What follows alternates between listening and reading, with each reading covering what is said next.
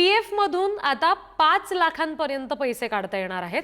28 मार्च 2025 इथे श्रीनगरमध्ये झालेल्या सेंट्रल बोर्ड ऑफ ट्रस्टीज कार्यकारी समितीच्या बैठकीमध्ये हा प्रस्ताव मंजूर झालाय आणि आता हा प्रस्ताव सीबीटीच्या अंतिम मंजुरीसाठी पाठवला जाणार आहे। मंजुरी मिळाली की मग ईपीएफओ सदस्यांना त्यांच्या प्रॉव्हिडंट फंडामधून 5 लाखांपर्यंतची रक्कम ऑटो सेटलमेंटद्वारे काढता येणार आहे।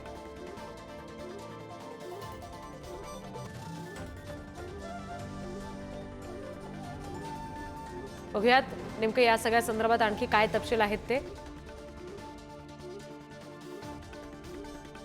आजपासून कुठले महत्त्वाचे बदल होत आहेत ते आपण बघतोय। 1 एप्रिल पासून कर रचनेमध्ये बदल होतोय।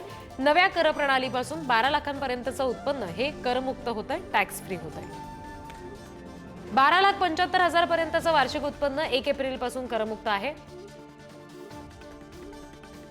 मोबाईल नंबरशी जोडलेली यूपीआय खाती दीर्घकाळ बंद असतील तर बँक रेकॉर्ड मधून काढण्यात येणार आहेत।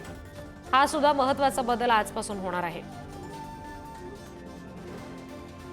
तुमचा फोन नंबर यूपीआय ॲपशी जोडला असेल आणि बराच काळ वापरला नसेल तर त्याची सेवा बंद होऊ शकते। एसबीआय आणि पंजाब नॅशनल बँकच्या खातेदारांना खात्यात ठराविक शिल्लक रक्कम ठेवणं बंधनकारक करण्यात आलंय, नाहीतर मग दंडात्मक कारवाई होऊ शकते।